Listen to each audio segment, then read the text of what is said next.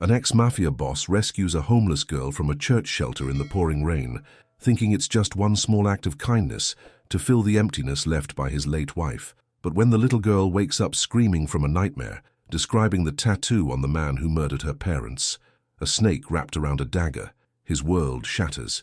That mark belongs to his former partner. His criminal past didn't just haunt him, it destroyed her entire family. Now the very man responsible for her pain is the one desperate to save her, but his past refuses to stay buried. When his old partner escapes from prison and comes hunting for the only witness who can put him away forever, everything he's built comes crashing down.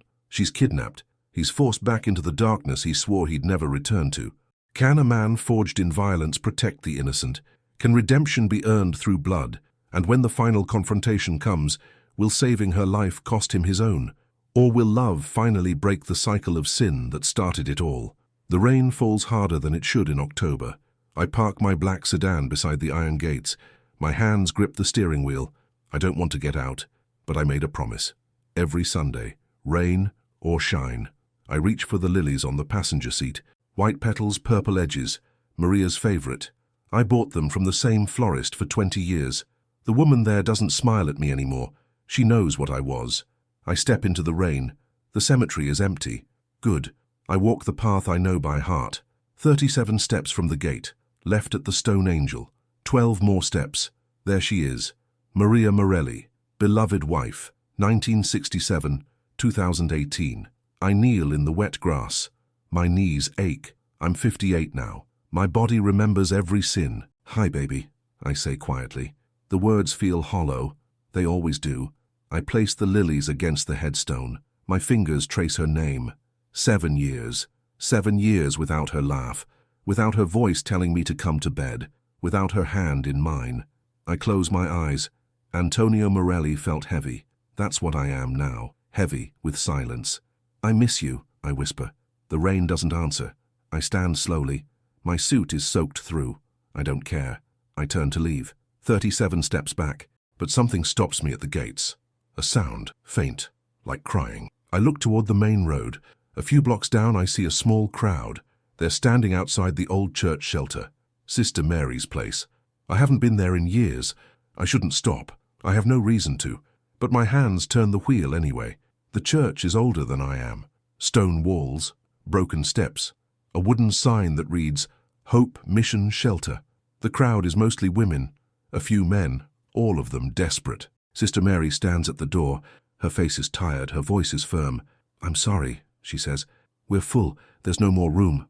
A woman argues. A man pleads. Sister Mary shakes her head.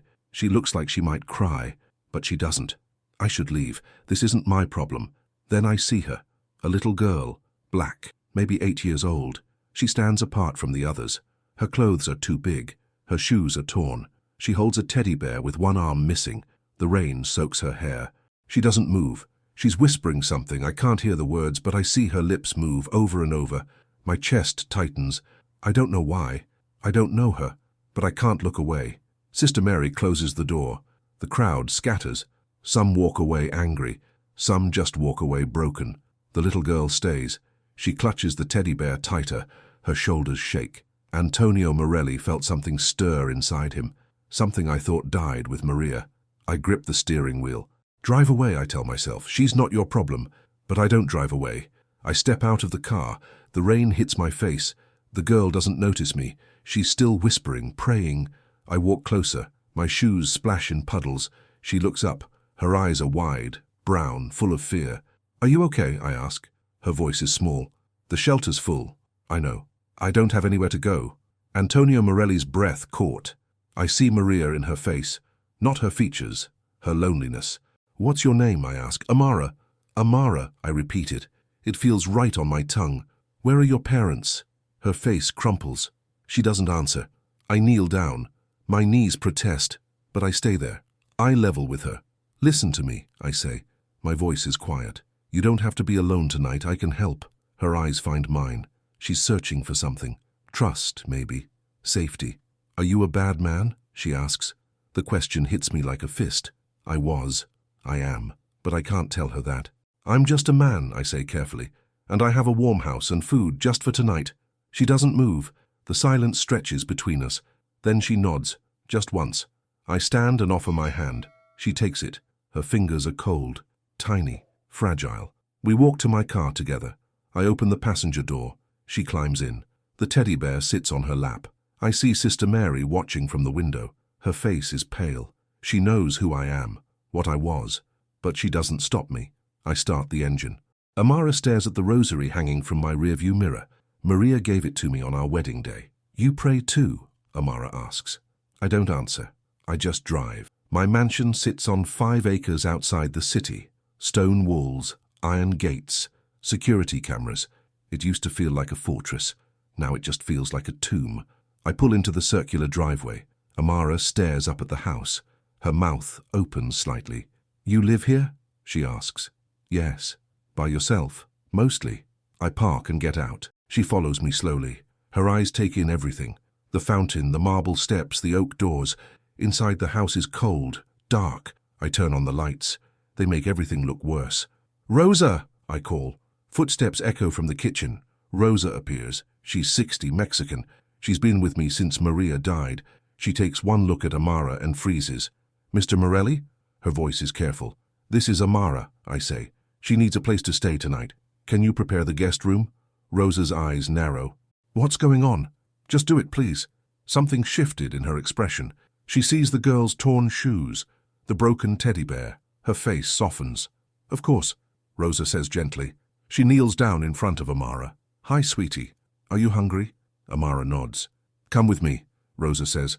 She takes Amara's hand and leads her toward the kitchen. Let's get you some food. I watch them go. Antonio Morelli felt tired. Bone tired. I walk to my study and pour myself a whiskey. I don't drink it. I just hold the glass. What am I doing? I don't know this child. I'm not her father. I'm not anyone's father. I hear laughter from the kitchen. Soft. Girlish. It's been so long since this house had laughter. I set the glass down. I walk to the hallway. I stop just outside the kitchen door. I don't go in. I just listen. Do you like pancakes? Rosa asks. Yes, Mom. You're very polite. Who taught you that? My mama. The silence hangs heavy. Rosa doesn't push. Smart woman. Well, Rosa says carefully, let's make you something good. Mr. Morelli has the best kitchen in the city. Is he nice? Rosa pauses. He's trying to be. I walk away before they can say more. I climb the stairs to the 2nd floor. I pass Maria's room. The door is still closed. I haven't opened it in 7 years. At the end of the hall, I stop. I can hear Amara through the wall.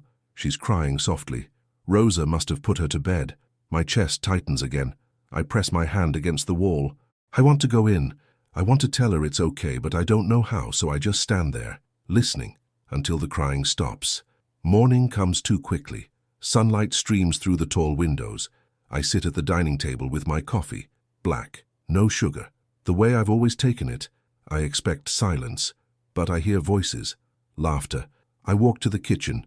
Amara is standing on a stool. She's helping Rosa flip pancakes. Her hair is pulled back in a ponytail. She's wearing one of Rosa's old t-shirts. It hangs to her knees.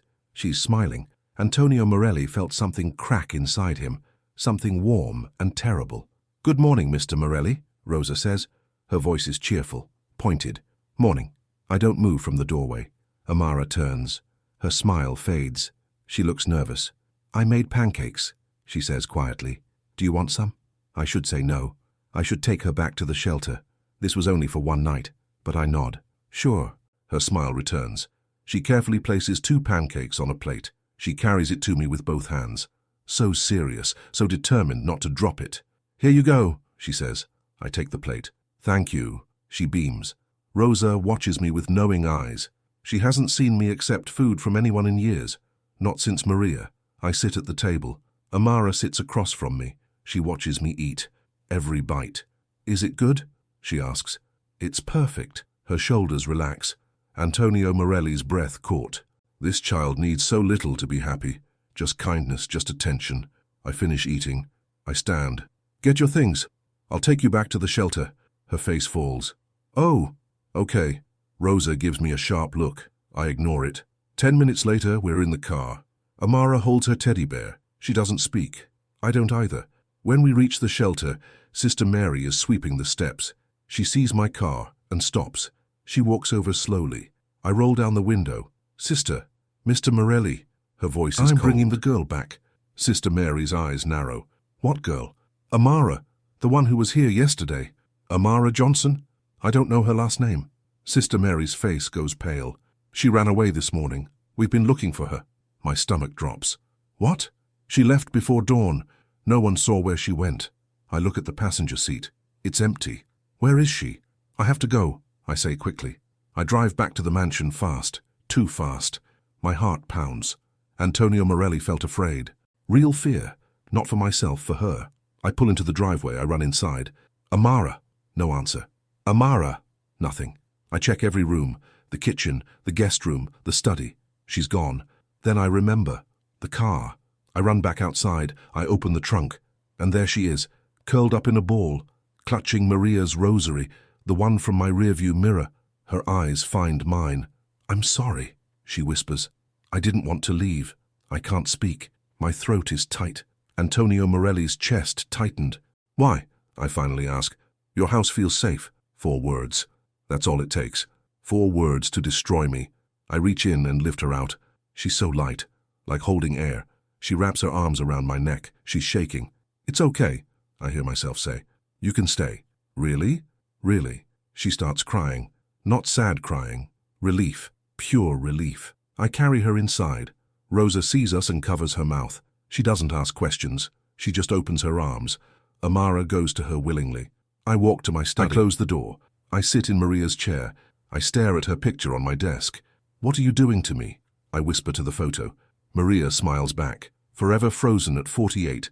Forever young. Forever gone. But maybe this is her answer. Her way of filling the emptiness. I pick up my phone. I call the shelter. Sister Mary answers. I have her, I say. Thank God. I want to keep her, legally, until you find her a family. Sister Mary is quiet for a long moment. Mr. Morelli. Are you sure? No, but I'm doing it anyway. I'll call child services. Thank you. I hang up. I lean back in the chair. Antonio Morelli felt terrified and hopeful, both at once. That afternoon, a woman from child services arrives. Her name is Linda Chen. She's young, professional. She sits across from me in the living room. Mr. Morelli, I need to ask you some questions. Go ahead. What is your relationship to Amara Johnson? I don't have one. I found her yesterday. She needed help. And you're willing to take temporary custody? Yes. Linda's eyes are sharp. I need to be clear. We do background checks. Your history will be reviewed. I expected that. You have a criminal record. Had. Past tense. That doesn't disappear, Mr. Morelli. Antonio Morelli felt exposed, but I don't look away. I know what I was. I'm not that man anymore. What changed? I glance at Amara. She's sitting on the floor with Rosa. They're coloring. She looks peaceful. My wife died, I say quietly. It broke something in me. I walked away from everything. I've been clean for 7 years. Linda writes notes. Why do you want to help Amara? Because no child should be alone. That's not an answer. It's the only one I have. The silence stretches. Linda closes her file. I'll approve a temporary arrangement, she says.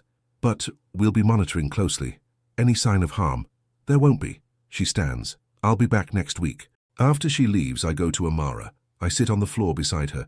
She's drawing a house with flowers and a sun. Who's that? I point to a stick figure. That's you. And that one? Me. And that one?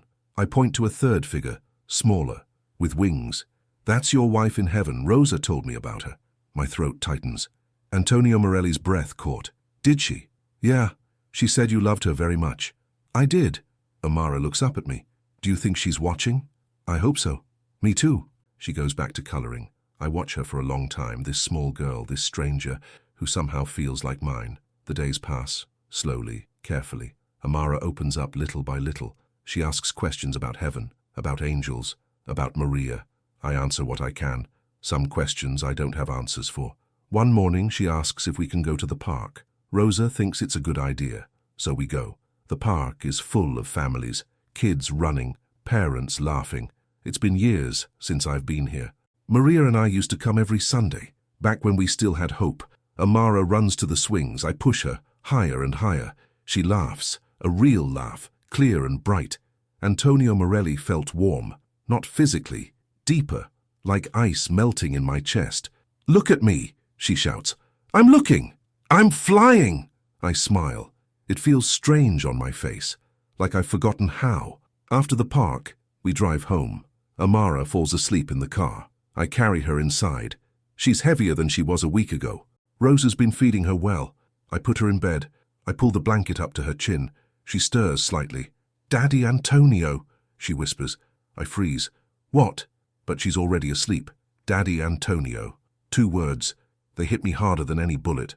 I walk downstairs. Rosa is in the kitchen. She sees my face. "She called me Daddy," I say. Rosa smiles. "She's healing you too. I don't deserve this." "Maybe, but she does." I sit at the table. My hands shake. Antonio Morelli felt lost and found. Both at once. "Rosa, I need to tell you something." "What is it?" I take a breath. "Amara's parents. They were killed 2 months ago." "I know. Linda told me." "It was a gang shootout." Rosa nods slowly. "And?" "The gang. It was connected to my old associate, Luca Romano." Her face goes pale. "No." "Yes." "Does she know?" "Not yet, but she will eventually." Rosa sits down beside me. Her voice is quiet. "What are you going to do?" "Protect her, no matter what. Luca's in prison. He got out last week." Rosa's hand covers her mouth. "Oh God, I know. He'll come for you." "Not me. Her." The words hang between us, heavy, terrible. "Then we protect her," Rosa says firmly. "All of us." I nod. "All of us." That night I can't sleep. I lie in bed and stare at the ceiling. My past is catching up. It always does. But this time, I have something to lose. Someone to protect. I think about Maria, about her faith. She always said God forgives, even men like me. "If you're listening," I whisper into the dark, "help me keep her safe, please." The silence answers, but somehow it doesn't feel as empty. The next morning, Amara sits at the breakfast table. She's quiet. Rosa notices. "What's wrong, Mija?" Amara stares at her plate. "I had a dream." "A bad one?" She nods. I sit down beside her. "Do you want to talk about it?" She looks at me. Her eyes are wet. "I dreamed about my mama and papa." Antonio Morelli's chest tightened. "Tell me." "They were in a car. There were loud noises like fireworks, then red lights, then nothing." My blood goes cold. "Red lights? A red car. It followed them." She remembers. God help me, she remembers. "Was there anything else?" I ask carefully. She closes her eyes. "A man. He had a mark on his wrist, like a snake, with a knife." My heart stops. Luca's tattoo, his signature. "Amara, listen to me." My voice is firm. "You're safe now. I promise. No one will hurt you again." "You promise?" "I promise." She hugs me. Tight, desperate. Antonio Morelli felt rage, pure, cold rage. Luca killed her parents, and now he's out, and now he knows about her. He'll come for her, to silence the only witness. But I'll be ready. That afternoon, I make a call. To an old contact, Detective Harris. He owes me a favor. He picks up on the second ring. "Morelli? I need information." "About?" "Luca Romano." Harris is quiet. "That's dangerous territory." "I know, but He's coming for someone I care about." "Who?" "A little girl. A witness to one of his jobs." Harris swears under his breath. "I'll see what I can find. Stay low." I always do. I hang up. I look out the window. Amara is in the garden with Rosa.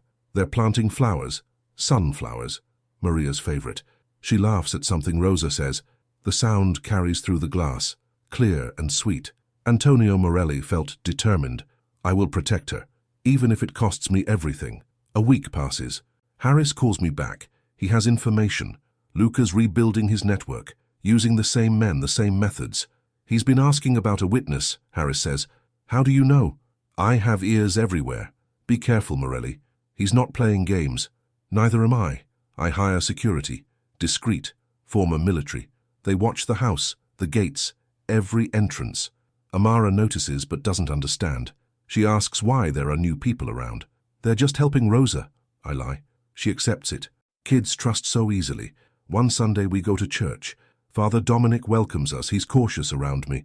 The whole congregation is. They know my name, my history, but Amara doesn't care. She sits beside me. She holds my hand. She sings the hymns, off-key but joyful. People stare, some whisper, but Father Dominic smiles. He sees something in me, something I don't see in myself. After the service, Amara lights a candle. She whispers a prayer. I watch her. "What did you pray for?" I ask. "I prayed for you." "For me?" "Yeah." I prayed for Daddy Antonio to have peaceful dreams. My throat closes. Antonio Morelli's breath caught. Thank you, baby girl. We walk to the car. The sun is warm. The day is perfect. For a moment, I let myself believe it will last. But then I see it. A black car, parked across the street. The same make Luca used to drive. My stomach drops. The shadows have returned. I take Amara's hand. Get in the car, quickly. Why? Just do it. She hears the fear in my voice. She obeys. I drive away fast, checking the mirrors. The black car doesn't follow, but I know. He's watching. He's coming. And I'm running out of time. That night I can't sleep. I pace my study. My old revolver sits in the desk drawer. I haven't touched it in 7 years, but I open the drawer. I check the chamber. Still loaded. Antonio Morelli felt sick. I swore I'd never go back to this, but protecting Amara isn't going back. It's moving forward. I hear footsteps, small ones. I close the drawer quickly. Amara stands in the doorway. She's wearing pink pajamas Rosa bought her. She holds her teddy bear. Can't sleep? I ask. She shakes her head. I had another bad dream. Come here. She walks over. I lift her onto my lap. She's warm, solid, real. What was the dream about? I ask gently. The red car again, and the man with the snake. My jaw tightens. That man can't hurt you anymore. How do you know? Because I won't let him. She leans against my chest. Her breathing slows. Antonio Morelli's chest tightened. This child trusts me completely. I can't fail her. Will you stay with me forever? She asks. The question breaks me. I'll stay as long as you need me. I need you. Forever. Then forever it is. She falls asleep in my arms. I carry her back to bed. I tuck her in. I watch her breathe. So peaceful. So innocent. I walk back to my study. I pick up my phone. I call one of my old guards. Marco. He went straight after I left. He owns a security company now. Boss? His voice is surprised. I need your help. Name it. Someone's coming for me. And for a little girl, I'm protecting. Who? Luca Romano. Marco swears. He's out? Yes, and he's looking for revenge. What do you need? Eyes on my property 24/7. Can you spare anyone? For you? I'll come myself. Thank you, Marco. You saved my life once. I owe you everything. I hang up. Marco arrives within the hour. He's bigger than I remember. Older, but his eyes are still sharp. Show me the layout, he says. We walk the property. I point out the weak spots, the gates, the back entrance, the garden. I'll have men here by morning, Marco says. No one gets through. Good. He looks at me carefully. Boss, can I ask something? Go ahead. Why this girl? Why now? I'm quiet for a moment. Because I failed everyone else. I won't fail her. Marco nods. He understands. We'll keep her safe. That night I finally sleep. Not well, but enough. The next morning I wake to shouting. I run downstairs. One of Marco's men is at the gate, arguing with someone. I grab my coat and rush outside. A man stands at the gate, thin, scarred. I recognize him. One of Luca's old runners. His name is Eddie. What do you want? I call out. Eddie grins. His teeth are yellow. Message from Luca. I'm listening. He says you can't hide her forever. He says she's a witness, and witnesses disappear. Antonio Morelli felt rage. Pure, burning rage. But I keep my voice calm. Tell Luca if he comes near her, I'll kill him myself. Eddie laughs. You're old, Morelli. Luca's got an army. You got what? A couple guards and a little girl? I have everything I need. We'll see. Eddie walks away. Marco's man wants to follow him. I shake my head. Let him go. He's just a messenger. I go back inside. Rosa is pale. She heard everything. He's really coming, she says. Yes? What do we do? We prepare. I call Detective Harris. I tell him about Eddie's visit. Harris listens carefully. I can't give you protection, he says. Not officially. I'm not asking for that. I'm asking you to be ready. When Luca makes his move, I need you there. I'll do what I can. That's all I need. I hang up. Amara comes into the kitchen. She's holding a picture she drew. It's me and her, holding hands. This is for you, she says. I take it. My hands shake slightly. It's beautiful. You look sad. I'm just tired. Are you worried about the man at the gate? Smart girl. Too smart. A little. Don't be. God will protect us. Antonio Morelli's breath caught. Her faith is so simple, so pure. I wish I had even half of it. You really believe that, I ask? Yes, don't you? I look at her. Really look at her. This child who lost everything. who should be broken but isn't. I'm starting to, I say honestly. She smiles. Good, because it's true. That afternoon, Mrs. Green arrives. She's the teacher I hired. She's in her 60s. Kind eyes, soft voice. She used to teach elementary school before she retired. Mr. Morelli, she says warmly. She shakes my hand. Thank you for having me. Thank you for coming. She kneels down in front of Amara. And you must be Amara. I'm Mrs. Green. Hi. Amara is shy at first. I brought something for you. Mrs. Green pulls out a book, Charlotte's Web. Have you read this? Amara shakes her head. Well, we'll read it together. Does that sound good? Amara nods. Her eyes light up. They go to the study. I watch from the doorway. Mrs. Green reads aloud. Amara listens, completely absorbed. Something shifted in her expression. She's hungry for this, for normalcy, for learning. Rosa appears beside me. She's good with her. Yes, you made the right choice. I hope so. Later, Mrs. Green finds me in the living room. May I speak with you? Of course. She sits down. Her voice is gentle. Amara is very bright, but she's been through trauma. I know. She'll need patience and consistency. She'll have both. Mrs. Green studies my face. Can I ask you something personal? Go ahead. Why are you doing this? Most men in your position wouldn't. Antonio Morelli felt exposed. I don't have a good answer. She needed help. I had the means. It felt right. That's a better answer than you think. She stands to leave. At the door, she pauses. Mr. Morelli, whatever your past is, you're doing something good now. Don't forget that. After she leaves, I sit alone. Her words echo in my head. You're doing something good now. Am I? Or am I just making things worse? Putting Amara in danger because of my history? I don't know, but I can't turn back now. The days pass, slowly, carefully. Mrs. Green comes every morning. Amara thrives. She learns to read better. She practices math. She draws pictures of everything. One evening, she gives me another drawing. It's a church, with 3 people inside, me, her, and an angel. Who's the angel? I ask. Your wife. She's always with us. My throat tightens. You think so? I know so. She's watching, making sure we're okay. Antonio Morelli's chest tightened. I wish I had your faith. You do. You just don't know it yet. Smart girl. Too smart. That night, I sit in my study. I pull out an old photo. Me and Luca, 20 years ago. We're standing in front of his restaurant, smiling. Brothers in everything but blood. Before the betrayal. Before the war. Before Maria died. I stare at his face. We were so young. So stupid. We thought we were invincible. Now look at us. Him in prison. Me in hiding. Both of us broken by our choices. But I got out. I walked away. He didn't. And now he wants revenge. For what? For choosing life over death? For choosing peace over blood? No. He wants Amara. Because she saw. Because she can put him away forever. I won't let that happen. I burn the photo in the fireplace. The flames eat his face first. Then mine. Until there's nothing left but ash. Antonio Morelli felt resolved. The past is dead. Only the future matters now. 2 weeks pass. No sign of Luca. No threats. No messages. It's quiet. Too quiet. Harris calls with an update. We're watching Luca's known associates. Nothing suspicious yet. He's planning something. Probably. But we can't arrest him for planning. I know. Just stay alert and keep that girl close. I will. Rosa suggests we celebrate Amara's birthday. She's turning 9. I agree. We need something normal. Something happy. Rosa and Mrs. Green plan everything. A cake, decorations, presents. They work in secret while Amara is studying.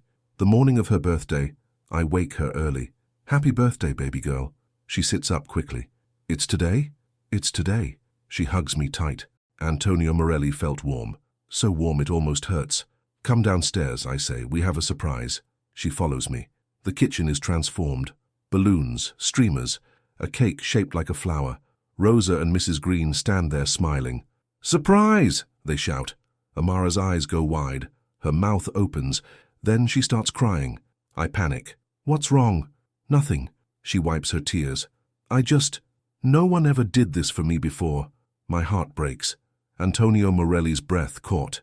Well, we're doing it now every year, I promise. She runs to me. I catch her. She's laughing and crying at the same time. We eat cake for breakfast. Amara makes a wish. She blows out the candles, all 9 at once. What did you wish for? Rosa asks. I can't tell. It won't come true. Smart girl. After breakfast, I give her my gift. It's a small box. She opens it carefully.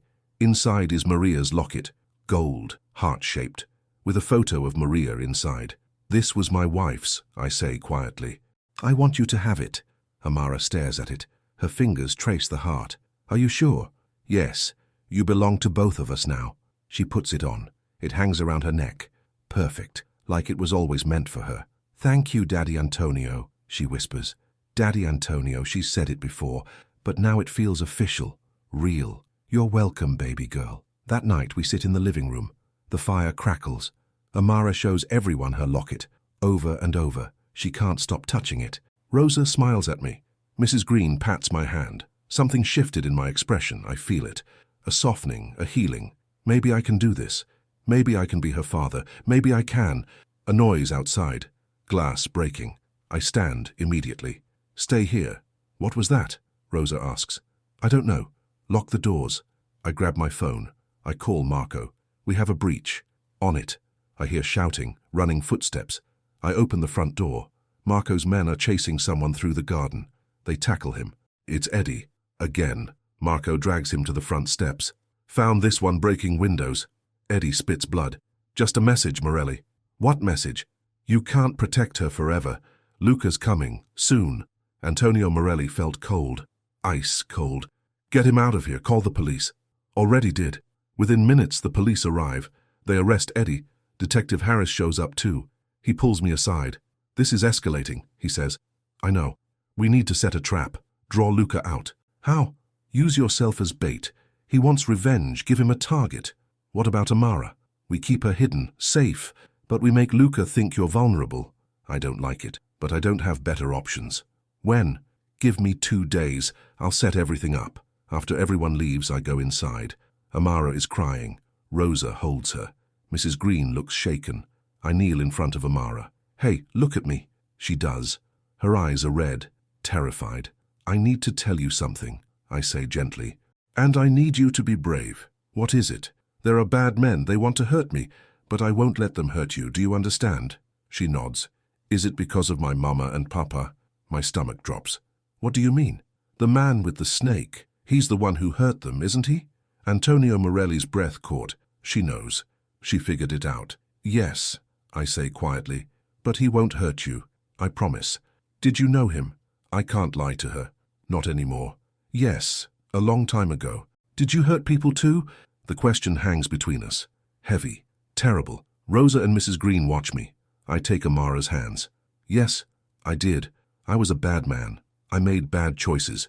People got hurt because of me. Her eyes search mine. Are you still bad? I'm trying not to be. That's all that matters, she says simply. My throat closes. Antonio Morelli felt unworthy. This child forgives so easily. How? I don't deserve you, I whisper. Maybe, but I need you anyway. She hugs me. I hold her tight. Over her shoulder, I see Rosa wiping tears. Mrs. Green smiles sadly. We're going to be okay, I tell Amara. I promise. I believe you. That night, I tuck her in. She holds her teddy bear and her locket, both at once. Daddy Antonio? Yes? Even if bad things happen, we'll still be a family, right? Right. Forever? Forever. She closes her eyes. Good, because I love you. 3 words. She's never said them before. 3 words that destroy me completely. I love you too, baby girl, I whisper. I stay until she's asleep. Then I walk to my study. I sit in the dark. I think about Harris's plan, about using myself as bait. It's dangerous, but it's the only way. Luca has to be stopped before he takes everything from me. Again. I pick up Maria's photo. I'm going to need your help, I tell her. Watch over her, please. The silence answers, but somehow it feels like a promise. The next 2 days pass in a blur. Harris sets up the trap. A meeting at a public diner. Neutral ground. He'll have men watching, waiting. I tell Amara I have to go away for a few hours. She doesn't want me to leave. Where are you going? She asks. Just an appointment. Can I come? Not this time. Why? Antonio Morelli's chest tightened. Because I need you to stay here, where it's safe. She sees through me. You're going to see the bad man, aren't you? I kneel down. Yes, but I'll be okay. I promise. What if you're not? Then Rosa and Mrs. Green will take care of you, and Detective Harris will make sure you're safe. I don't want them, I want you. My heart breaks. I know, baby girl, but sometimes we have to be brave. Can you be brave for me? She nods, but she's crying. Antonio Morelli felt torn. Every instinct tells me to stay, to hold her, to never let go. But I have to end this, for both of us. I kiss her forehead. I love you. Remember that. I love you too. I stand. Rosa is waiting by the door. Her face is grim. Be careful. I will. She needs you. I know. I walk out. Marco's men are stationed around the property. Extra security, just in case. I drive to the diner. It's a small place. Off the highway. Harris is already there. He's dressed casually, but I see the bulge under his jacket. His gun. You ready? He asks. No, but let's do it anyway. We sit in a booth by the window. Harris's men are scattered around. Some inside, some outside. All waiting. Minutes pass. Then an hour. Nothing. Maybe he's not coming, I say. He'll come, be patient. And then I see him. Luca Romano, walking through the parking lot. He looks older, grayer, but his eyes are the same. Cold, dead. He walks inside. He sees me. He smiles. It's not a friendly smile. Antonio, he says. It's been a long time. Not long enough. He sits across from me. Harris tenses. His hand moves toward his gun. Relax, Luca says. I'm just here to talk. Talk then. I hear you got yourself a little project. A kid. How sweet. Antonio Morelli felt rage. Leave her out of this. Can't do that. See, she's a problem. She saw things. Things that could put me away forever. She's a child. She's a witness. She's under my protection. Luca leans forward. You think you can protect her? You're old, Antonio. Weak. You got soft. Try me. Maybe I will. Harris stands. That's enough. Luca Romano, you're under arrest for threatening a minor. Luca laughs. On what grounds? You just confessed. We recorded everything. Luca's smile fades. He looks around. He sees Harris's men, all watching, all armed. You set me up, he says quietly. You threatened my family, I reply. What did you expect? Luca stands slowly. Harris's men move in. They cuff him. He doesn't fight, but his eyes stay on me. This isn't over, Antonio. You know that. Yes, it is. You're going away. For good this time. They lead him out. I watch through the window. He gets into the police car, drives away. Gone. Antonio Morelli's breath caught. It's over. It's really over. Harris sits back down. You okay? Yeah, I think so. Go home. Be with your girl. You earned it. I stand. My legs are shaky, but I walk to my car. I drive home. Fast. When I pull into the driveway, Amara runs out. She's been watching for me. She crashes into my arms. You came back, she cries. I promised, didn't I? Is the bad man gone? Yes, forever. She hugs me so tight I can barely breathe.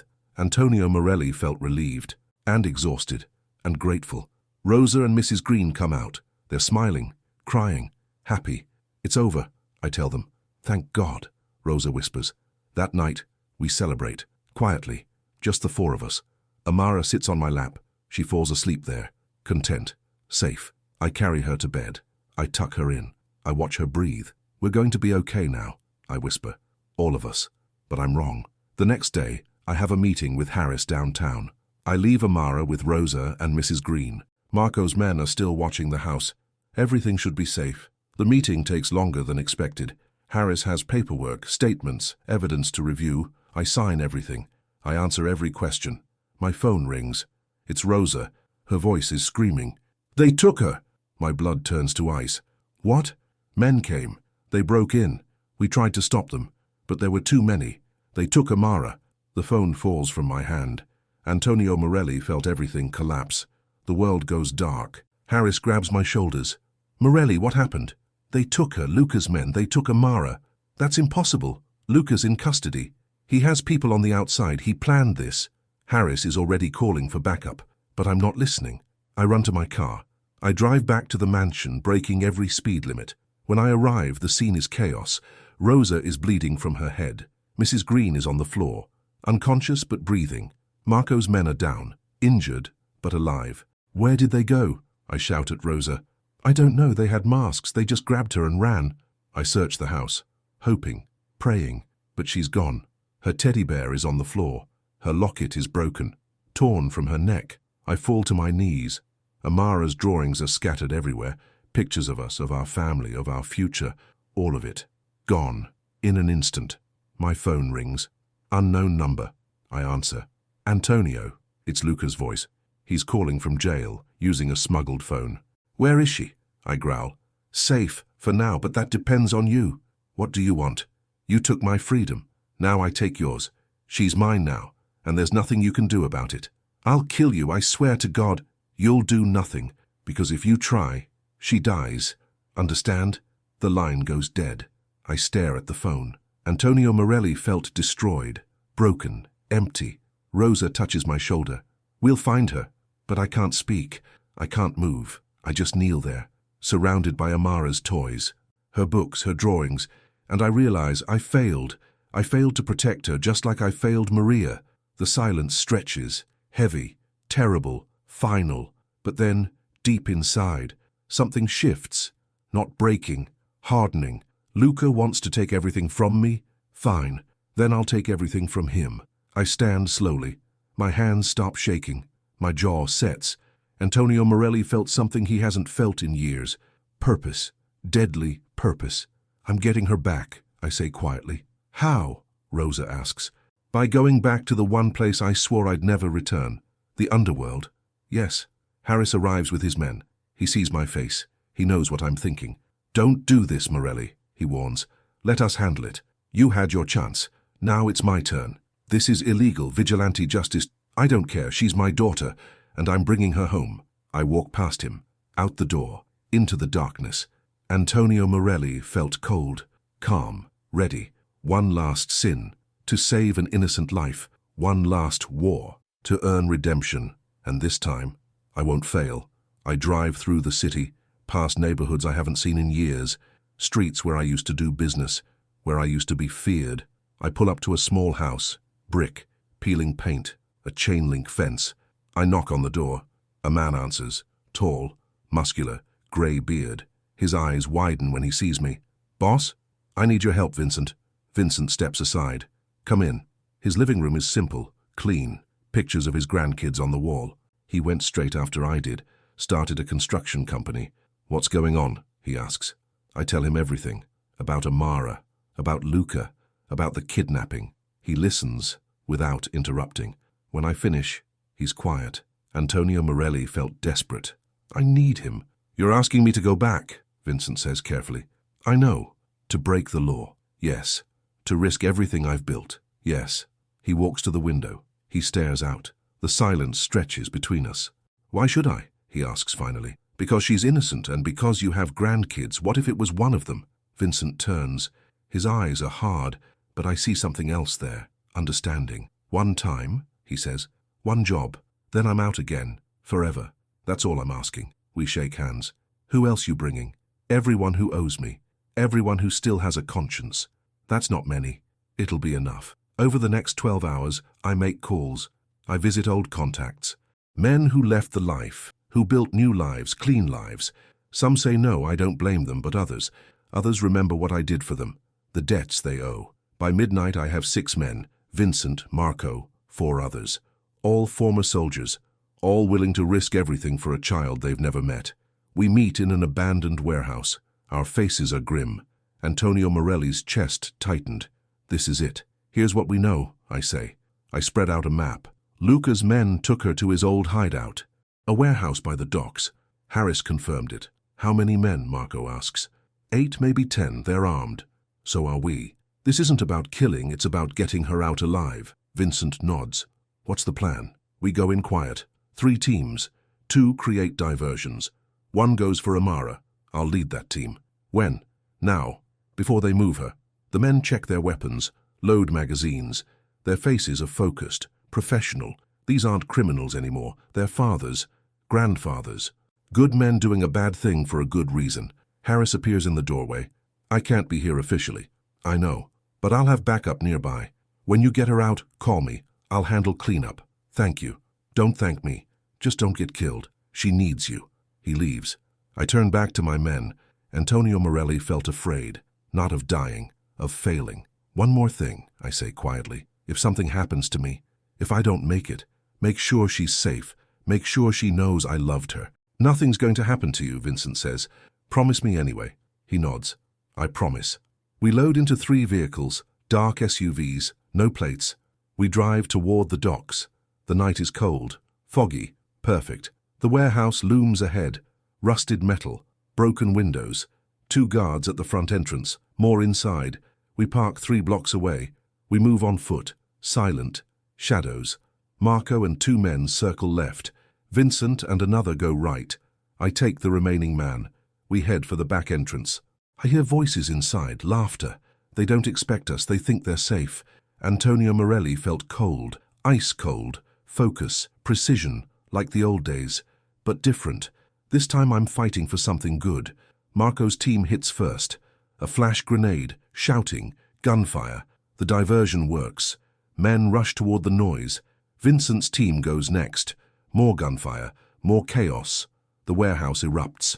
I slip through the back door. My man covers me. We move through the shadows, searching, room by room. Then I hear it, crying, soft, terrified. Amara. I follow the sound, up metal stairs, to a 2nd-floor office. The door is locked. I shoot the lock. It breaks. Inside, Amara is tied to a chair. Her face is bruised, tear-stained, but alive. "Daddy Antonio!" she screams. I rush to her. I cut the ropes. I lift her into my arms. Antonio Morelli's breath caught. "She's here. She's alive. I've got you, baby girl. I've got you." She clings to me, sobbing. "I was so scared." "I know, but you're safe now." Gunfire erupts below, closer now. We need to move. I carry her toward the stairs. My man leads, covering our escape. But then I see him. Luca, standing at the top of the stairs, gun in hand. He must have escaped custody somehow. Or this is one of his loyal men. No, it's him. I recognize the tattoo, the snake and dagger. "Going somewhere?" His voice is mocking. I set Amara down behind me. "This is between us. Let her go. She's the witness. She has to die." "Over my dead body." Luca grins. "That can be arranged." He raises his gun. Time slows. Antonio Morelli felt everything sharpen, every sense heightened. I rush him, tackle him before he can fire. We crash to the floor. The gun skitters away. We fight, punching, grappling. He's younger, faster, but I'm desperate, and desperation is stronger than hate. I pin him down, my hands around his throat. "You took everything from me. My wife, my peace, not her, not Amara." He spits in my face. "You're weak. You always were." "No, I was lost. Now I'm found." I hear footsteps, heavy boots, Harris's men, the police. But Luca grabs something, a knife, hidden in his boot. He slashes at me. I dodge, barely. The blade catches my arm. Blood flows. Antonio Morelli's chest tightened. I'm losing strength. "Antonio!" Amara screams. I look at her. She's terrified, watching me fight for our lives. I can't let her see me die. Luca lunges again, but this time I'm ready.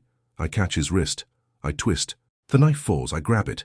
For a moment I hold it over him. One strike, that's all it would take to end him forever.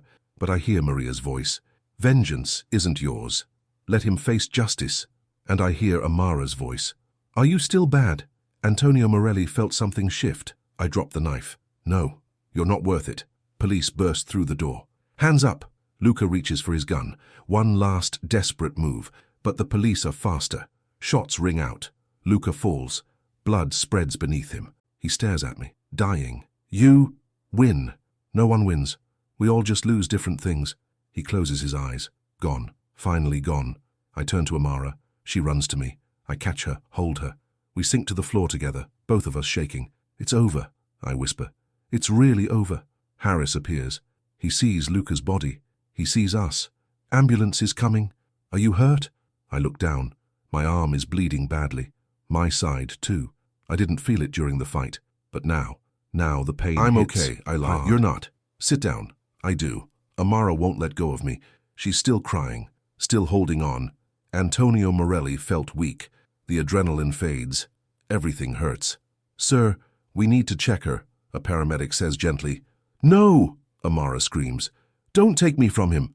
"It's okay, baby girl. They just want to help you. I'll be right here." "Promise?" "Promise." They check her over. Bruises, dehydration, shock, but nothing broken, nothing permanent. She'll heal. They check me next. The wounds are deep. I need surgery. They load me onto a stretcher. "Wait." Amara grabs my hand. Where are they taking you? Hospital. But I'll be fine. Can I come? Of course. She climbs up beside me. The paramedics try to stop her, but Harris shakes his head. Let her stay. In the ambulance, I hold her hand. My vision blurs. I'm losing blood. Fast. Daddy Antonio. Her voice is scared. I'm here. Don't leave me. Never. You promise? I promise. My eyes close. Antonio Morelli felt everything fade. Darkness pulls at me, but I hear her voice calling me back. Stay with me, please. I force my eyes open. I'm trying. I need you. Please don't go. 3 words. The same ones I said to Maria. The same ones that didn't work. But maybe this time. I won't, I whisper. I won't leave you. The ambulance doors open. Bright lights, shouting. They wheel me away. Amara tries to follow, but a nurse holds her back. Daddy, she screams. That word. That one word. It's the last thing I hear before everything goes black. I wake up slowly. Everything hurts. Machines beep around me. White walls, white sheets, hospital smell. A weight on my hand. Warm, small. I turn my head. Amara. She's asleep in the chair beside me. Her hand in mine. How long have I been out? Days? Weeks? I don't know. I squeeze her hand gently. She stirs, opens her eyes, sees me awake. Her face transforms. You're awake, she cries. She launches herself at me, carefully, like she's afraid I'll break. Hi, baby girl, I say. My voice is rough, weak. You've been asleep for 3 days. I was so worried. 3 days? The doctor said you lost a lot of blood, but you're going to be okay. Antonio Morelli's breath caught. 3 days. She stayed with me for 3 days. Where's Rosa? Mrs. Green. They're here. They went to get food. They've been taking turns watching you. The door opens. Rosa rushes in. Her face is tear-stained, happy. You're awake. I'm awake. Mrs. Green appears behind her. Thank God, we were so worried. I'm sorry. For everything. Don't apologize. You saved her. That's all that matters. Harris comes in next. He's smiling. Good to see you conscious, Morelli. Good to be conscious. What happened? Luca's dead. His network is dismantled. We arrested 12 men. The others scattered. It's over. For real this time. For real. Antonio Morelli felt relieved. Truly relieved. What about me? Am I being charged? Technically, you broke about 15 laws, but given the circumstances and your cooperation, the DA is willing to let it slide. You're a free man. Thank you. Don't thank me. Thank your daughter. She testified about what happened, about how you saved her. The judge was moved. I look at Amara. She smiles, proud of herself. My brave girl. Over the next few days, I heal slowly. Amara never leaves my side. She colors, reads, talks, keeping me company. Rosa brings food. Mrs. Green brings books. Marco and Vincent visit. They're relieved, grateful it's over. Father Dominic comes too. He sits beside my bed. His voice is gentle. You did a good thing, Antonio. I broke my promise. I went back to violence. You protected an innocent child. God understands the difference. Does he forgive? He already has. The question is, do you forgive yourself? Antonio Morelli felt uncertain. I don't know. Then let me help you. He prays over me, blessing me, asking for healing, for peace, for redemption. When he finishes, I feel lighter, not completely, but enough. Thank you, Father. You're welcome, my son. 2 weeks later, they discharge me. I'm in a wheelchair, weak, but alive. Amara pushes me out to the car. She's been practicing. She takes it seriously. Careful, Rosa warns. I got it, Amara says. She wheels me slowly, carefully, like I'm made of glass. Antonio Morelli felt loved, so deeply loved. When we get home, the mansion looks different, brighter. Rosa and Mrs. Green decorated, flowers everywhere, a banner that reads, Welcome home. Surprise, they shout. I smile. You didn't have to do this. Yes, we did, Rosa says firmly. You're a hero. Heroes get celebrations.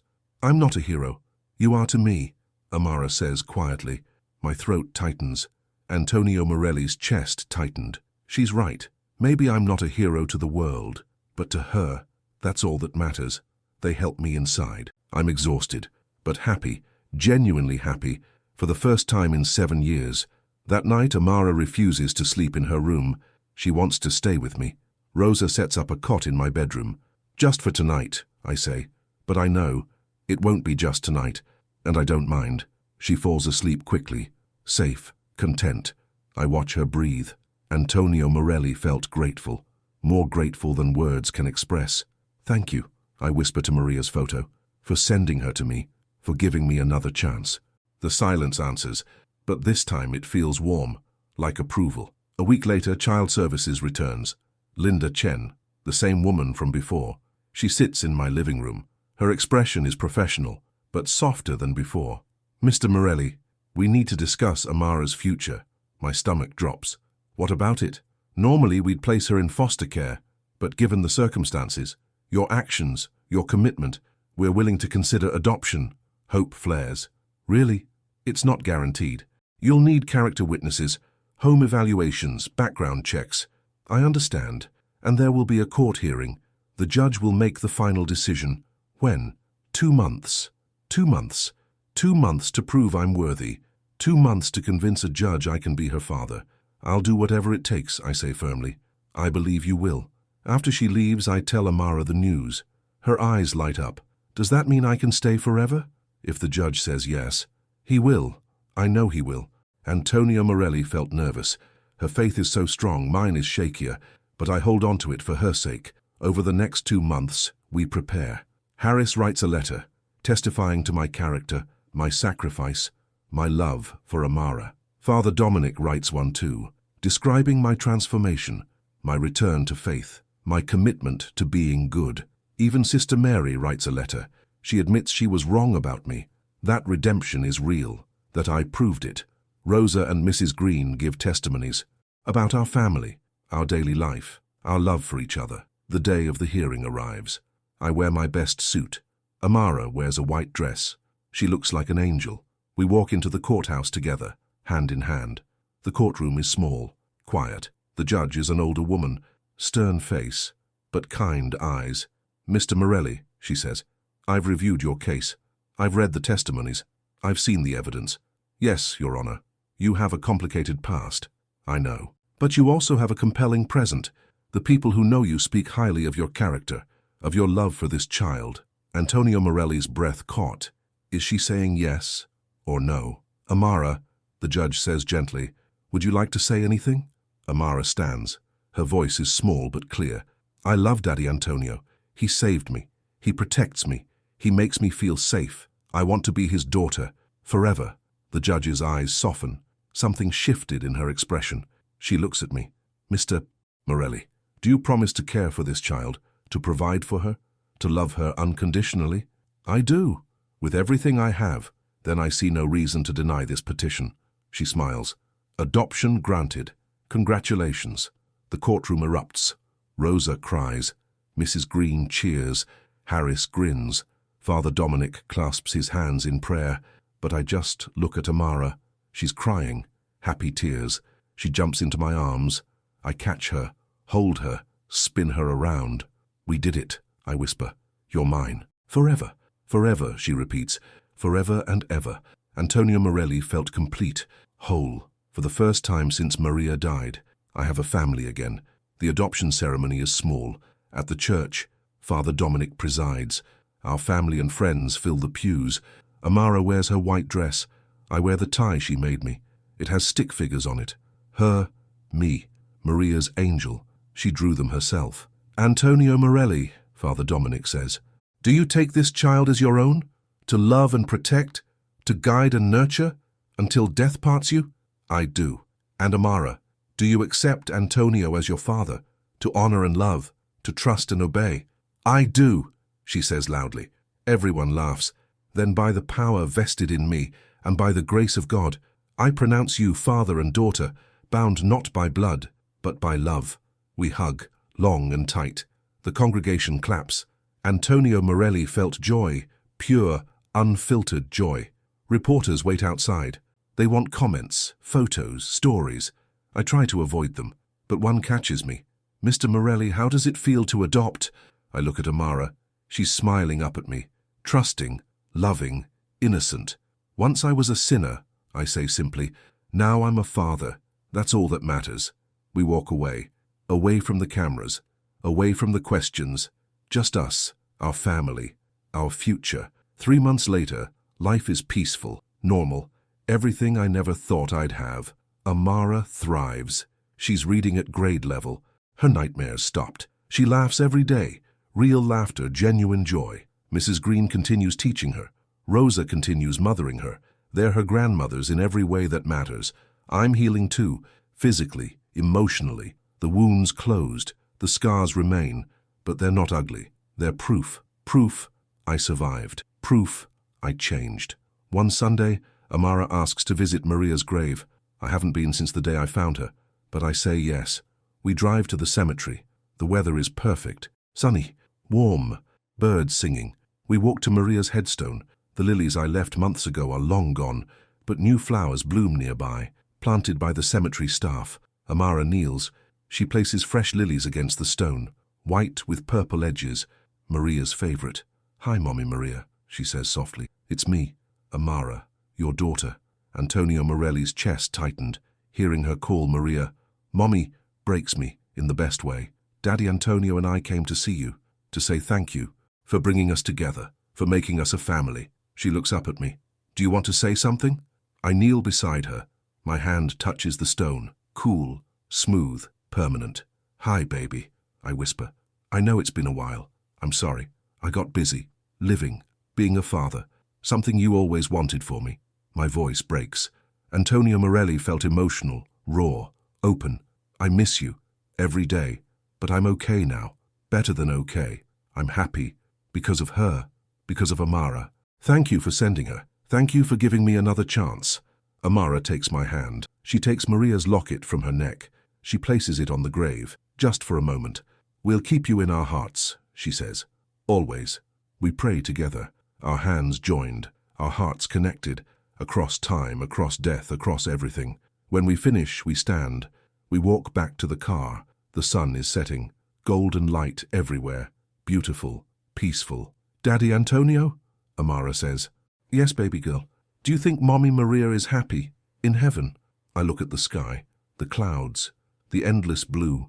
Antonio Morelli felt certain, for the first time in years, completely certain. "Yes," I say. "I think she's very happy." "How do you know?" "Because God finally gave me a daughter, and in doing so, He gave me my soul back." Amara smiles. She takes my hand. We walk together, father and daughter, family. The past is behind us. The future is ahead, and for the first time. I'm not afraid. 6 months later, life is simple now, good, full of small joys. Breakfast together, homework at the kitchen table, bedtime stories, Sunday church, parks, ice cream, laughter. I teach Amara to ride a bike. She falls, gets back up, tries again, just like me, learning, growing, becoming.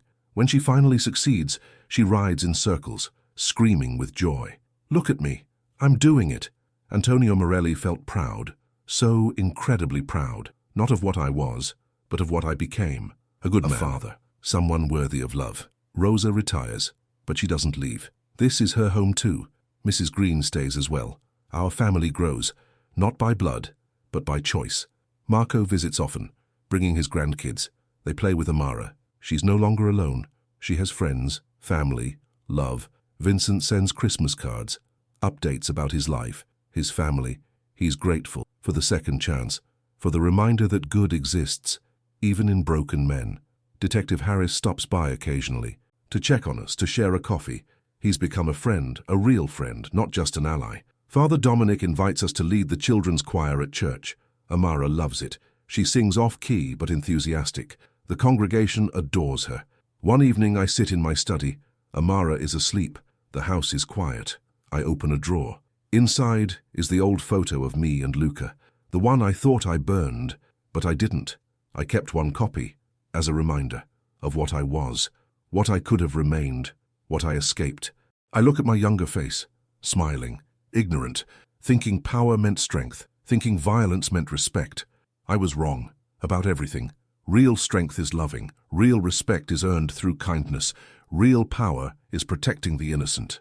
I tear the photo in half. Luca's side goes in the trash. Mine stays, not as a trophy, as a warning. Never again. Antonio Morelli felt at peace. Finally, completely, permanently. Tonight, Amara and I sit on the couch. The fire crackles. She's reading a book. I'm just watching her, memorizing this moment, this feeling. "Daddy," she says without looking up.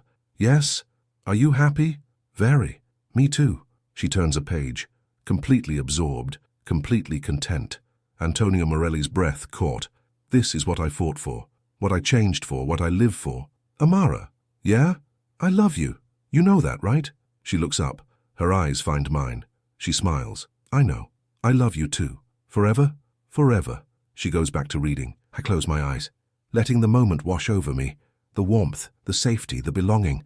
Outside, rain begins to fall. Gentle, steady, like it did the day I found her. Full circle. But this time, I'm not visiting a grave. I'm not lost. I'm not empty. This time, I'm home. With my daughter, my family, my redemption. This time, everything is exactly as it should be. The fire crackles. Amara turns another page. The rain falls. And in this moment, this perfect, ordinary moment, Antonio Morelli felt something he thought impossible. Peace. Complete and total peace. Amara yawns. "I'm sleepy. Let's get you to bed." I carry her upstairs. She's getting bigger, heavier, but I don't mind. I'll carry her as long as she needs, as long as she lets me. I tuck her in, her teddy bear, her blanket, her nightlight, everything in its place, everything safe. "Good night, baby girl. Good night, Daddy. Sweet dreams. You too." I turn to leave, but she calls me back. "Daddy?" "Yes? Thank you for saving me, for loving me, for being my dad." My throat closes. Antonio Morelli felt overwhelmed. With love, with gratitude, with joy. "Thank you for saving me too," I whisper. She smiles, closes her eyes, falls asleep. Safe, loved, home. I walk to my room. I sit on the bed. Maria's photo is on the nightstand. I pick it up. "We did it, baby," I tell her. "We found our way, through the darkness, into the light." I set the photo down. I lie back, close my eyes, and for the first time in 7 years, I sleep without nightmares, without guilt, without fear, just peace and love and hope and home. Tomorrow will come, with its challenges, its struggles, its small joys. But tonight is perfect, and that's enough. She smiled. Everything was finally at peace. Weeks pass in the hospital. Slow, quiet, healing. The doctors say I'm recovering well, better than expected for a man my age, but the physical wounds are nothing. It's the emotional ones that take longer. The fear, the guilt, the memory of almost losing her. Amara visits every day, sometimes with Rosa, sometimes with Mrs. Green, sometimes alone. She brings drawings, stories from her lessons, updates about the garden. "The sunflowers are taller than me now," she tells me proudly. "Really?" "Yes. Mrs. Green says they'll bloom soon, just in time for you to come home." Antonio Morelli felt grateful. Home. The word means something now. So it's not just a building, it's where she is. One afternoon, Detective Harris visits. He brings good news. Luca's entire network is dismantled. 12 arrests, 4 confessions. It's over. What about the men who took her? All in custody. They'll be going away for a long time. Good. Harris sits down. His face is serious. "There's something else." My stomach tightens. "What?" "The DA wants to talk to you about your actions. The vigilante rescue. Am I being charged?" "Technically you could be. Breaking and entering, assault, conspiracy, take your pick." Antonio Morelli felt cold. "Will I go to prison?" "I don't think so. Not after what you did, not after saving her.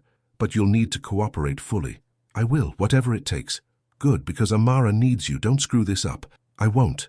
After he leaves, I sit alone, staring at the ceiling, thinking about consequences, about justice, about redemption. I did wrong things for the right reason. Does that make them less wrong? I don't know, but I'd do it again. Every time. For her. The door opens. Father Dominic enters. He's carrying a Bible. His face is warm, kind. "Antonio," he says gently, "how are you feeling? Tired? Worried? About the legal situation?" "Yes."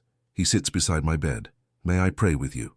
I nod. He takes my hand. His voice is soft, steady, comforting. "Lord, we ask for your mercy, for your guidance. Help Antonio navigate what comes next. Give him strength, give him wisdom, and remind him that your grace is sufficient." "Amen, amen," I whisper. Antonio Morelli's breath caught. I don't know if God listens to men like me, but I hope he does. "Father, can I ask you something?" "Of course. Do you think I'm a good man now? or just a bad man trying to be better? Father Dominic is quiet for a moment. I think those are the same thing. Goodness isn't a destination. It's a journey. You're walking it. That's what matters. Even after everything I've done, especially after everything you've done, redemption is meaningless without something to redeem. His words settle into me, heavy but comforting. Maybe he's right. Maybe I don't have to be perfect, just better, just trying. Thank you, I say quietly. You're welcome, my son. 3 weeks later, they discharge me. I can walk now, slowly, with a cane, but walking, progress. Amara wheels me to the car anyway. She insists. You need to save your strength, she says seriously. Rosa and Mrs. Green wait by the car. They're both crying. Happy tears. Welcome back, Rosa says. She hugs me carefully, like I might break. It's good to be back. The drive home is peaceful. Amara holds my hand the entire way. She points out everything that's changed. New flowers, repaired fence, fresh paint on the gate. We've been getting ready, she says, for you to come home. When we pull up, I see it. A banner across the front door. Welcome home, Daddy. Antonio Morelli's chest tightened. That word, Daddy. It still shakes me every time. They help me inside. The house is different, brighter, warmer. Pictures everywhere. Of us, of our family, of our life together. Do you like it? Amara asks nervously. I love it. She beams. I helped decorate. I picked out all the frames. You did a perfect job. That evening, we eat dinner together. All of us. Rosa, Mrs. Green. Marco stops by too. And Vincent. Our family, our circle.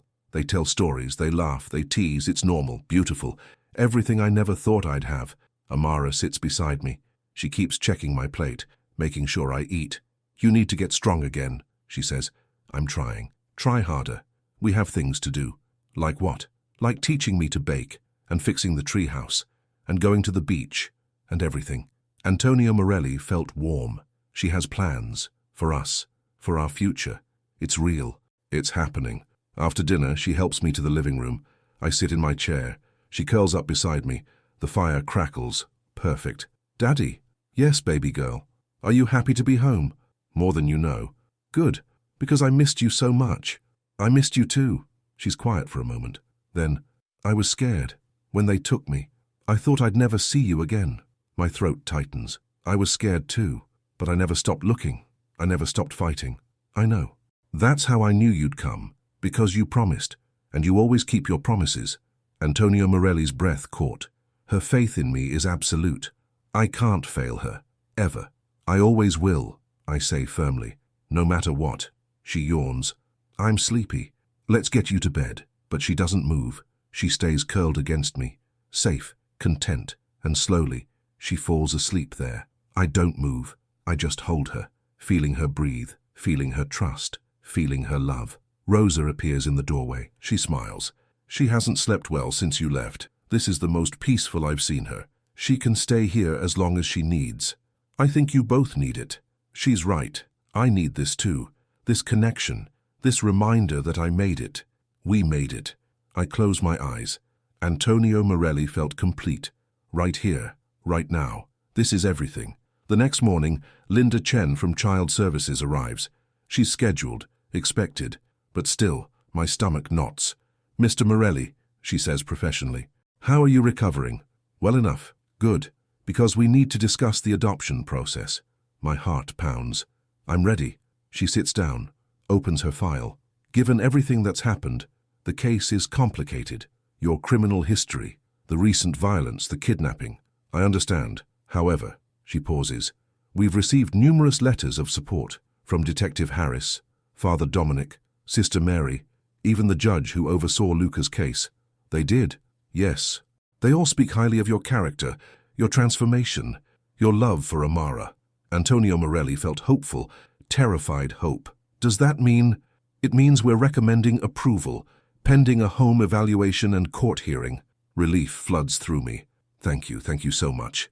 Don't thank me yet. The judge makes the final decision, and it won't be easy. You'll be questioned, challenged, scrutinized. I can handle it. For her sake, I hope so. After she leaves, I tell Amara. She's in the garden with Rosa, planting more flowers. When she sees my face, she runs over. What happened?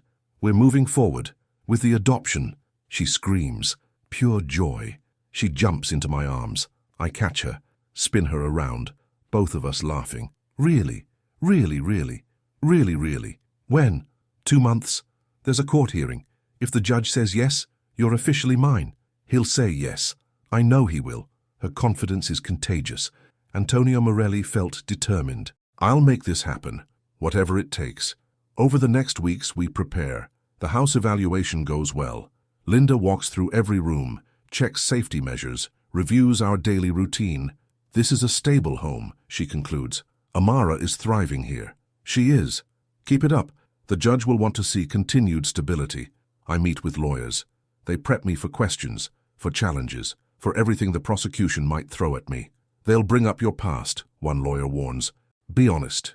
Don't hide, don't minimize, just be truthful. I can do that. And be prepared. They might ask Amara questions too. My chest tightens.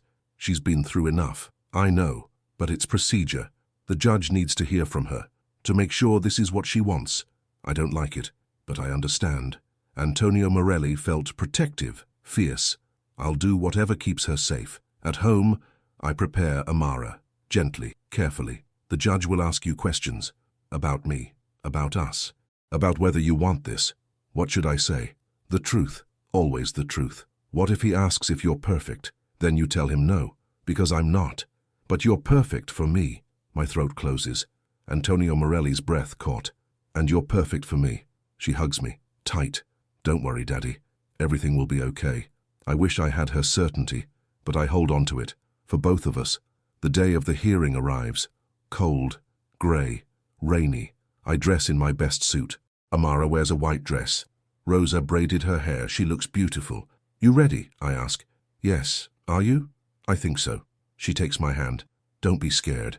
We got this. We drive to the courthouse. Rosa and Mrs. Green come with us. For support, for courage, for love. The courtroom is formal, intimidating. Wood paneling, high ceilings. The judge's bench looms above us. Judge Morrison enters. She's in her 60s. Stern face. Grey hair pulled back. She looks at us carefully. Please be seated. We sit. Amara stays close to me, her hand in mine. Antonio Morelli felt nervous. Everything depends on this. The prosecutor goes first. He outlines my history, every crime, every sin, every mistake. It sounds worse hearing it aloud. Mr. Morelli has a documented history of violence, of criminal activity, of endangering others, my lawyer counters. He also has 7 years of clean living, of community service, of transformation. He risked his life to save this child. Back and forth arguments, evidence, testimonies. It feels endless. Then Judge Morrison speaks. I'd like to hear from the child. Amara stands. She's nervous, but brave. Antonio Morelli's chest tightened. My brave girl. Amara, Judge Morrison says gently. Do you understand why we're here? Yes, ma'am. To decide if I can stay with Daddy Antonio forever. That's right. Can you tell me about your relationship with Mr. Morelli? Amara's voice is clear, strong. He saved me. When I had nowhere to go, he gave me a home, and love, and a family. Has he ever hurt you? No, never. He protects me. What about his past? Do you know about it? Yes. He told me. He was bad before, but he's good now. He's trying to be better. That's what matters. Judge Morrison's expression softens. Something shifted in her face. What would you like the court to do? I want him to be my daddy. Forever. Please. The room is silent, heavy, waiting. Antonio Morelli felt everything hang in balance. Judge Morrison looks at me. Mr. Morelli, stand please. I do. My legs shake, but I stand. I've reviewed your case extensively. Your history is troubling, but your recent actions speak to significant change. Yes, Your Honor. However, my primary concern is this child's welfare. Can you guarantee her safety? Yes. Can you provide stability? Yes. Can you love her unconditionally, without reservation, for the rest of your life? Antonio Morelli's breath caught. Yes, with everything I am. Judge Morrison is quiet. The silence stretches. Then, I'm approving this adoption. Effective immediately. The courtroom erupts, cheering, crying, celebrating. But I only see Amara. She runs to me. I catch her, lift her, hold her. We did it, she cries. We're a family. Forever, I whisper. Forever and always. Rosa and Mrs. Green hug us, both sobbing, happy, relieved. Father Dominic appears. He's crying too. Everyone is. My lawyer shakes my hand. Congratulations. Thank you. For everything. Outside, reporters wait.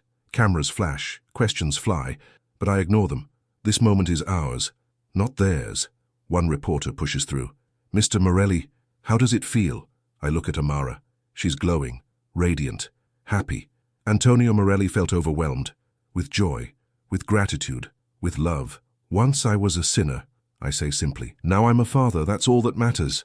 We walk away, together, father and daughter, family. The rain has stopped. Sun breaks through the clouds. Perfect timing. The following Sunday we have the official adoption ceremony at the church. Father Dominic leads it. Our community fills the pews. Friends, family, even some strangers who heard our story.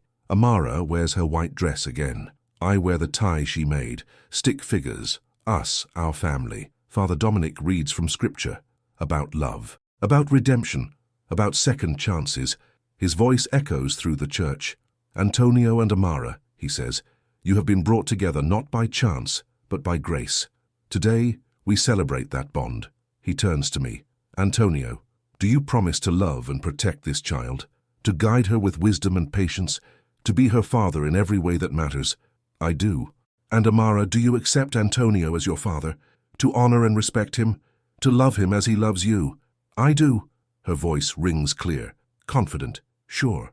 Then by the power vested in me, and with God as our witness, I declare you father and daughter, bound not by blood but by love eternal. He smiles. You may hug. We do. Long, tight, perfect. The congregation applauds.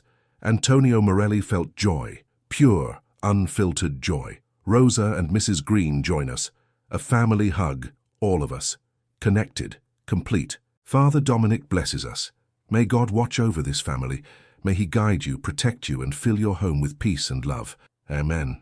Amen, we echo. Outside, the sun is brilliant, warm, beautiful. People congratulate us, hug us, celebrate with us. Marco appears. He hands Amara a small box. For you, little one. She opens it. Inside is a silver bracelet, engraved with words, strong, brave, loved. Thank you, she whispers. She hugs him. Vincent gives her a stuffed bear. To replace your old one. I still have my old one, but I'll love this one too. Mrs. Green presents a scrapbook. I've been documenting your journey, so you never forget where you came from. Amara flips through it. Pictures, drawings, memories. Her eyes fill with tears, happy tears. Thank you, she says, all of you, for loving us. Antonio Morelli's chest tightened. This is family, not by birth, by choice, by love. That evening we return home, exhausted, happy, changed. We sit in the living room, fire crackling, just us. Today was perfect, Amara says. It was. Can we do something tomorrow? What? Visit Mommy Maria. Together, as a family. My throat tightens. I'd like that. Good, because I want to tell her everything. About today, about us, about how happy we are. Antonio Morelli felt grateful. For Amara, for Maria, for second chances, for everything. She'd be proud of you, I say quietly. Of us. Amara corrects. She'd be proud of us. She's right. Of course she's right. Smart girl. The next morning we drive to the cemetery. The day is perfect. Clear, bright, beautiful. We bring fresh lilies, white with purple edges. Maria's favorite. At her grave, we kneel together. Amara places the flowers carefully, tenderly, like meeting someone precious. Hi, Mommy Maria, she says softly. It's us, your family. I smile. Antonio Morelli's breath caught. Her family, our family. We wanted to tell you about yesterday. About the adoption. About becoming official. I know you are watching. I felt you there. She looks at me. Do you want to say something? I nod. I touch the headstone. Cool stone. Permanent. But not distant. She feels close. Present. Hi, baby. I whisper. I did it. What you always wanted. I'm a father now. And she's everything. Thank you. For sending her. For giving me this chance. I won't waste it. I promise. We sit quietly. The silence is comfortable, peaceful. Antonio Morelli felt connected. To Maria, to Amara, to God, to everything. Daddy?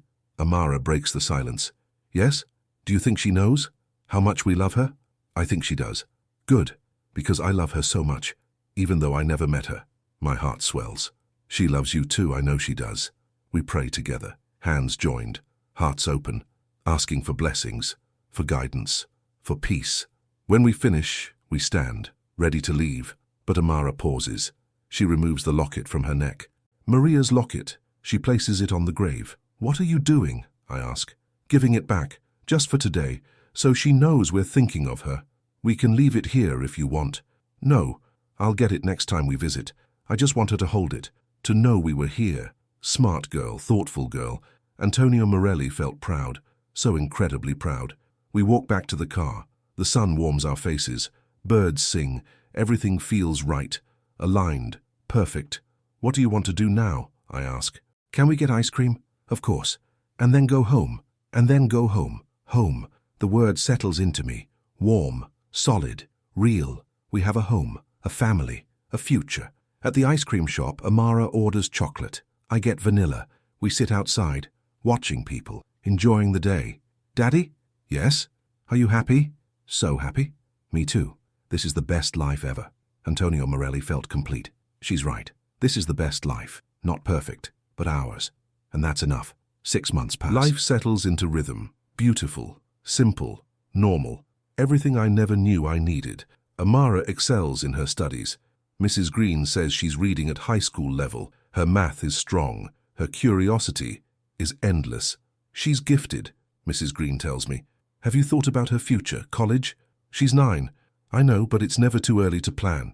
I smile. Planning, future, hope, things I gave up on. Now they're everything. The garden blooms, sunflowers taller than the house, roses, lilies, everything Maria loved, everything Amara tends, a living memorial, a growing hope. Rosa teaches Amara to cook. They make pasta from scratch, bread, desserts. The kitchen fills with laughter, with flour dust, with love. I'm stronger now, back to full health. I walk without a cane. I can lift Amara, spin her, play with her. Everything a father should do. We establish traditions. Friday movie nights, Saturday park visits, Sunday church and brunch. Structure, family, connection. One evening we sit together, all of us playing a board game, competing, teasing, having fun. Amara wins, again. She's competitive, smart, quick. I'm the champion, she declares. For now, Rosa says. Next time I'll win. Not likely, Mrs. Green adds. They all laugh. Antonio Morelli felt content. This is family. This is home. This is everything. Later, after everyone goes to bed, I sit in my study, looking at photos of Maria, of Amara, of us. 2 women, one gone, one here, both saving me, both loving me, both making me whole. I whisper a prayer, simple, honest, from the heart. Thank you for all of this, for giving me more than I deserved. Help me be worthy. Every day. Amen. The silence answers, but it's not empty. It's full of presence, of peace, of promise. I walk upstairs, check on Amara. She's asleep, peaceful, safe, her teddy bear beside her, her new bracelet on her wrist. I pull the blanket up, kiss her forehead. Sweet dreams, baby girl. She stirs slightly. Love you, Daddy. Love you too. I go to my room. Maria's photo on the nightstand. I touch it. We're okay, I tell her. We're really okay. And we are. For the first time in 7 years, I'm truly okay. Not just surviving, living, fully, completely. I lie down, close my eyes. Antonio Morelli felt peaceful, utterly peaceful. Tomorrow will come with its challenges, but tonight is perfect. And that's enough. More than enough. That's everything. She smiled. He smiled back. Everything was finally at peace. The end.